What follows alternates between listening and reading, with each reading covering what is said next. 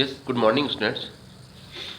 जैसे कि आप जानते हो कि गिरधरदास मुंद्रा बाल भारती सेकेंडरी स्कूल में ऑनलाइन क्लासेस कंटिन्यू चलाई जा रही है और सभी स्टूडेंट्स हमारे जो स्कूल के हैं वो इससे कनेक्ट हैं और घर में रह कर के ही आप स्कूल में पढ़ने का जो है आप बेनिफिट ले रहे हो। बहुत अच्छा लगा। जैसे हमने आपसे बात की थी, फीडबैक लिया था, तो हमें मालूम पड़ा कि लगभग सभी बच्चे इसका बेनिफिट ले रहे हैं। तो कंटिन्यू इसी तरह आपको क्लास अटेंड करना है और अपना वर्क जो बचा हुआ है, जैसे ऑफलाइन क्लास में नहीं करा पाए थे, तो उस बचे हुए वर्क को, जो रिमेनिंग पार्ट है चैप्टर्स के हो, ग्रामर का हो या मैथ्स में या किसी सब्जेक्ट्स में हो, उसको ऑनलाइन क्लासेस में आगे बढ़ाया जा रहा है।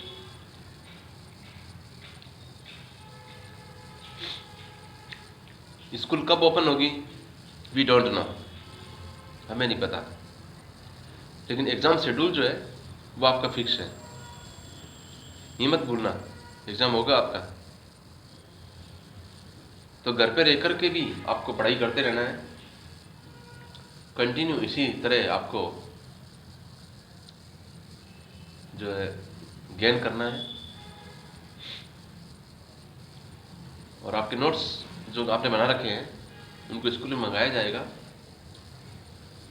उसको चेक किया जाएगा, उसके मार्क्स दिए जाएंगे और कभी आपके टेस्ट रखे जाएंगे एग्ज़ाम में, आपको ये सब बताना होगा।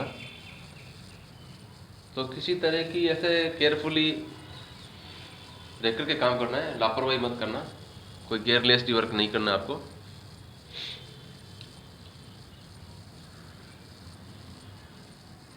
तो शुरू करते हैं आज 10th क्लास में। जैसे कि आप जानते हो कि हमारा 10th चैप्टर फिनिश हो गया था और लास्ट टाइम में हमने इसके टेक्स्ट के जो क्वेश्चन है उनको किया था। इसके एक्स्ट्रा जो बुक बनते हैं, एडिशनल जो बुक में क्वेश्चन दिए होते हैं, ये क्वेश्चन बनते हैं, उनको आपको समझाने की पूरी कोशिश करेंगे। इन क्वेश्चंस को भी आपको, जो एडिशनल क्वेश्चन है, ये नोटबुक में नोट करना है।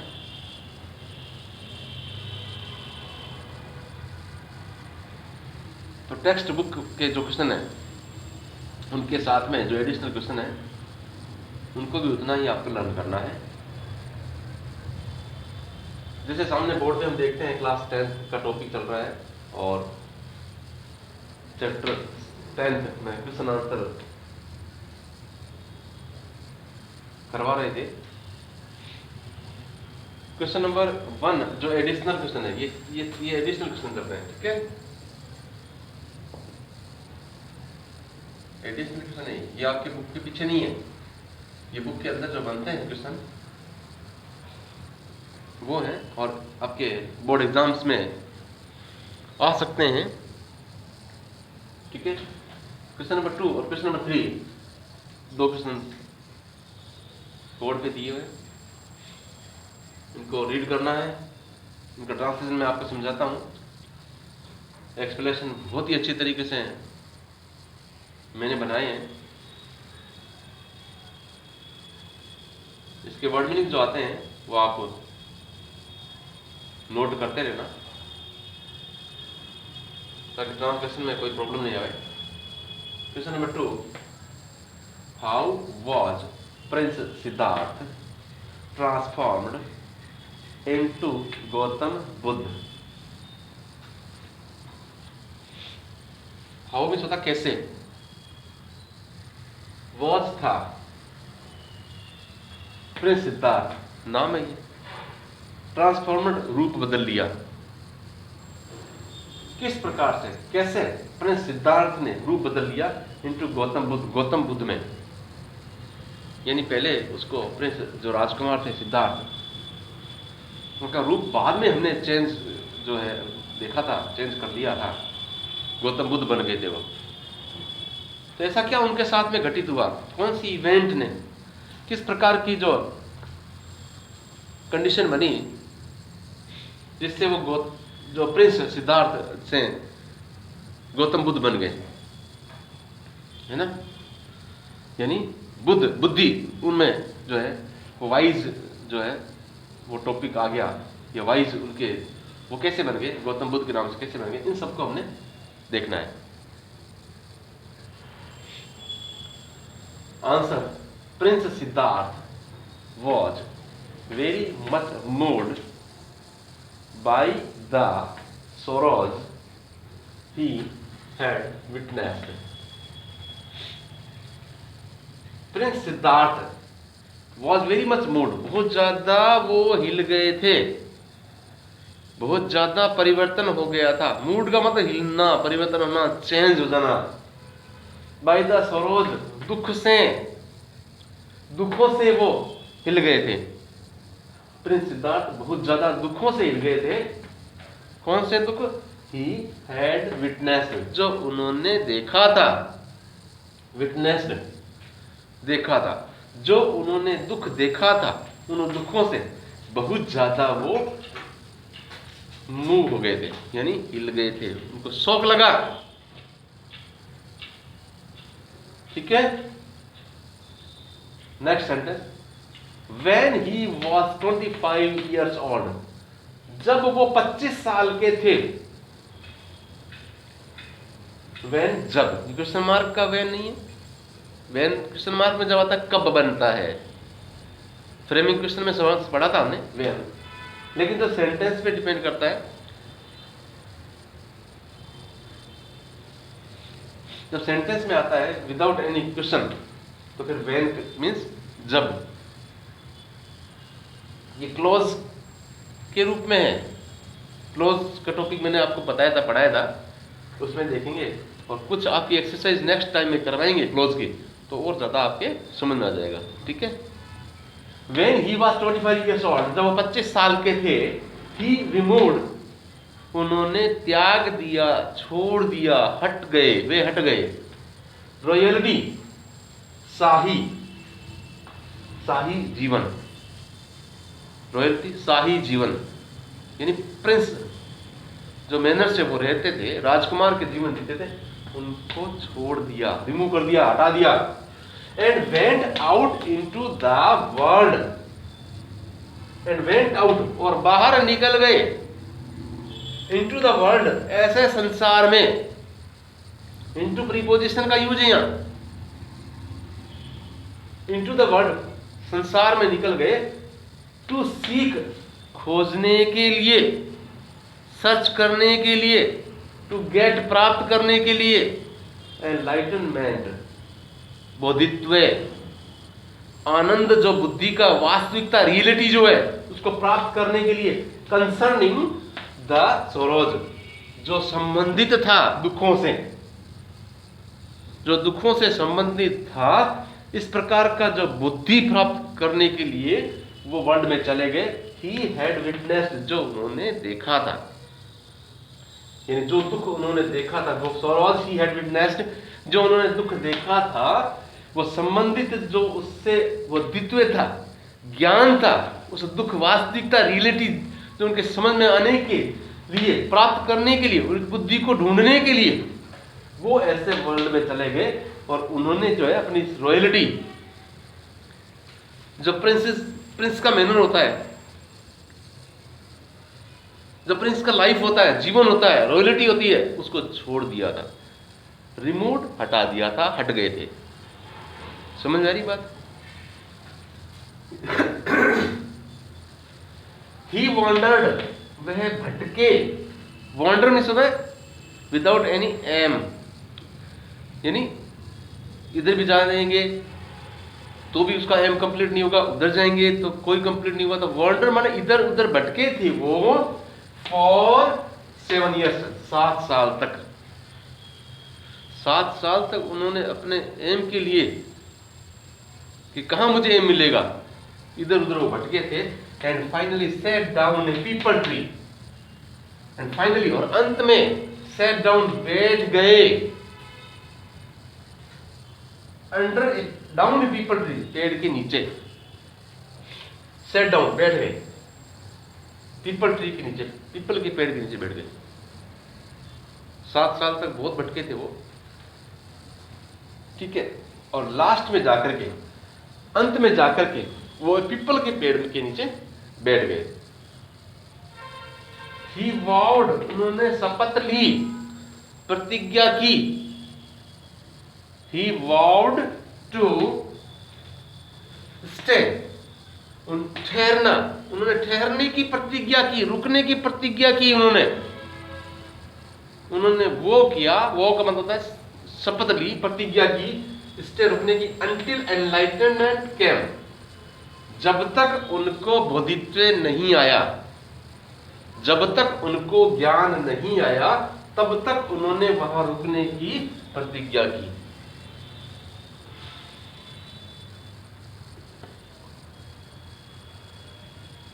आफ्टर एनलाइटनमेंट, बोधित्व के बाद, ज्ञान प्राप्त होने के बाद, एनलाइटनमेंट, जो उनका सेटिस्फेक्शन जो था, हार्ट का, दिल का सेटिस्फेक्शन जो था, उनको संतुष्टि हुई, वो उनको प्राप्त हुआ।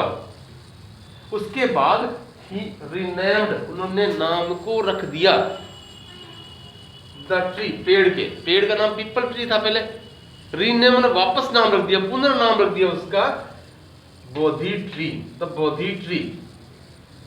बोधि ट्री यानी बुद्ध का ट्रे, जहां पर जो उनको बुद्धि प्राप्त हुई, उस पेड़ का जो उन्होंने नाम ही चेंज कर दिया, रीनेम कर दिया, तो ठीक है, उसका नाम दिया बोधि ट्री, ठीक है। He renamed the tree, the Bodhi tree, यानी उन्होंने उस पेड़ के नाम को बोधि ट्री के नाम से बना दिया। ही बिकेम नॉन, और उनको जाना गया, बिकेम, होना, हुआ, ठीक है, become, became and become, second form में ये पास्ट में बना हुआ है, पास्ट की बातें सारी ये हम जानते हैं। Become, became second form, third form become, ठीक है। नॉन, जाना गया, know, knew, known, third form है, ठीक है। ही बिकेम नॉन, उनको जाना गया एज द बुद्ध, और उनको बुद्ध के नाम से उसके पश्चात जाने लगा था, और उस ट्री को बोधि ट्री के नाम से जाना लगे था।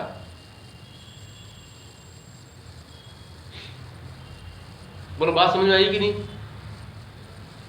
एक बार क्वेश्चन को, आंसर को रीड करते हैं, मेरे साथ में रीड करके देखना। कुछ स्टूडेंट्स हैं, उनकी रीडिंग में प्रॉब्लम आती है, तो आप जो है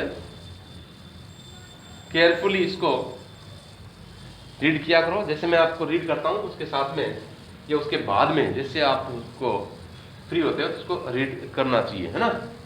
how was Prince Siddharth transformed into Gautam Buddha? Prince Siddharth was very much moved by the sorrows he had witnessed.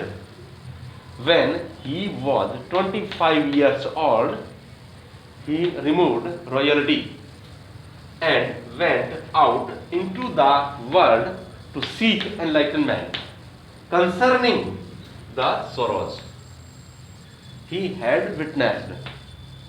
He wandered for 7 years and finally sat down a peepal tree. He vowed to stay until enlightenment came.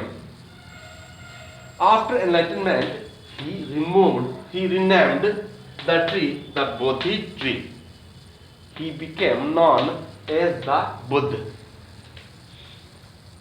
इस तरीके से जो है Prince Siddharth जो है वो गौतम बुद्ध के नाम से परिवर्तन हो गया, गौतम बुद्ध बन गए, उनका रूप जो है गौतम बुद्ध की तरह हो गया, या उन्होंने गौतम बुद्ध अपने आप को बना लिया। ये सारी इनके साथ में इवेंट हुई थी, तो इस तरह से उनका लाइफ जो है वो बीता था। Question number 3, Why do the wise men grind for death? Why do the wise men not grind for death? क्यों बुद्धिमान लोग नॉट ग्राइव दुख नहीं करते हैं फॉर डेथ मृत्यु के लिए? ऐसा क्या है कि जो वाइज मैन होते हैं, जो बुद्धिमान व्यक्ति होते हैं, जो वाइज होते हैं, वो मृत्यु पर दुख नहीं मनाते हैं? क्या रीजन है, क्यों नहीं करते? अरे डेथ होने पर सभी जो लेमेंट करते हैं, लेमेंटेशन होता है, दुख मनाते हैं, कुछ तो लोग उनको समझाने में लगे रहते हैं। They do not grieve. क्यों? वाई? तो इसका रीजन देखो क्या है, हम पढ़ते हैं सभी। एज वी ऑल नो, जैसे कि हम सभी जानते हैं, एज जैसे कि वी हम, ऑल नो हम सभी जानते हैं, प्रेजेंट टेंस में ही, death is compulsory part of life. मृत्यु है वो अनिवार्य है, जीवन का हिस्सा, जीवन का अनिवार्य हिस्सा है, कंपल्सरी पार्ट है, अनिवार्य हिस्सा है लाइफ का, जीवन का। यानी जिसका जन्म हुआ है,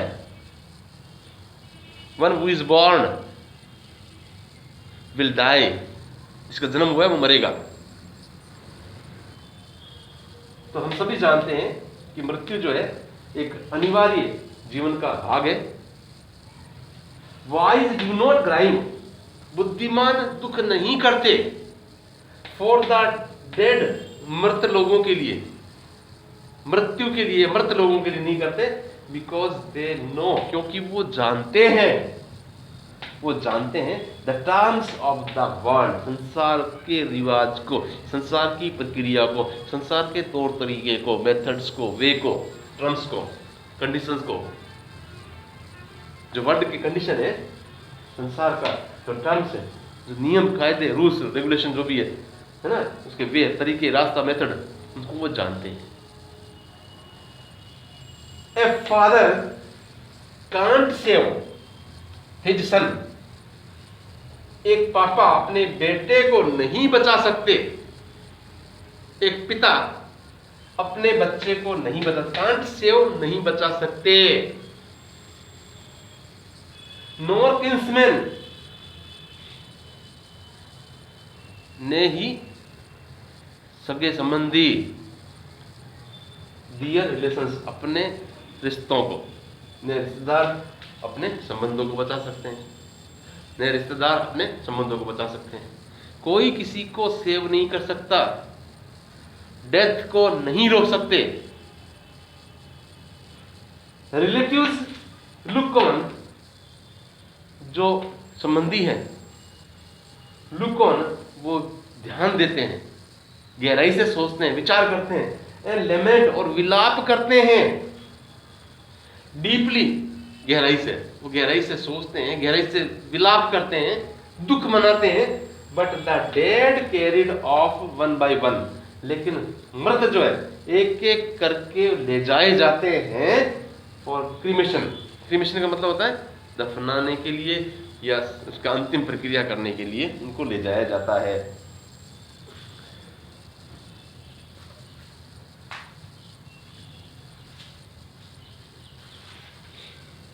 इस तरीके से जो है दाह संस्कार या दफनाने के लिए उनको ले जाया जाता है। सो द वाइज, इसलिए बुद्धिमान नो, वो जानते हैं that the world is affected, कि संसार एक ग्रसित है, संसार जुड़ा हुआ है किससे? विद डेथ, मृत्यु से, मृत्यु के साथ में ग्रसित है, मृत्यु के साथ अटैच है, जुड़ा हुआ है संसार, वर्ल्ड, ये जानते हैं। विद डेथ, डेथ के साथ में, एंड डिके, और क्षण होने के साथ में, नष्ट होने के साथ में। डिके में होता है नष्ट होना, क्षण होना, खत्म होना, उनके साथ में वो जुड़ा हुआ है, एफ्लिक्टेड है, ग्रसित है उससे। वाइज मैन नो, और बुद्धिमान व्यक्ति जानते हैं द रियलिटी, जो वास्तविकता होती है, वास्तविकता होती है, इसको जानते हैं दैट ऑल विल डाई, कि सभी मरेंगे। सभी का अंत होगा, हर चीज का अंत होगा, या हर चीज एंड होगी। 10 इस प्रकार देयर इज नो कॉज, कोई कारण नहीं बनता है, देयर इज नो कॉज, वहां कोई कारण नहीं बनता है, टू ग्राइव दुख मनाने का, फॉर डेथ मृत्यु के लिए। इसलिए मृत्यु के लिए दुख मनाने से कोई रीजन नहीं बनता है, कोई कॉज या कोई कारण वहां पे नहीं बनता है, क्योंकि दुख मनाने से खुद का ही लॉस होना है, खुद की बॉडी स्ट्रक्चर बिगड़ना है, खुद वीकनेस फील करना है, टायर्डनेस फील करना है, लेकिन ये उससे वापस आने वाला नहीं है। ऐसा सोच के जो वाइज जो होते हैं वो दुख नहीं मनाते हैं, सौरों को फील नहीं करते हैं। ठीक है, इस क्वेश्चन को और आंसर को रीड करेंगे, मैं साथ में रीडिंग करना आपको। Why do the wise men या wise not grieve for death? As we all know, death is compulsory part of life. Wise do not grieve for the dead because they know the terms of the world. A father can't save his son, nor kinsmen their relatives or relations. Relatives look on and lament deeply, but the dead carried off one by one for cremation. So the wise know that the world is afflicted with death and decay. Wise men know the reality that all will die. Thus, there is no cause to grieve for death.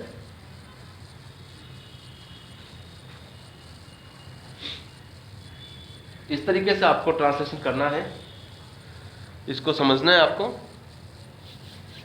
और reading करके देखनी है, और इन questions को आपको note करने हैं, जैसे कि बाकी के क्वेश्चंस आप नोट कर रहे हो, और इनको लर्न करते रहना।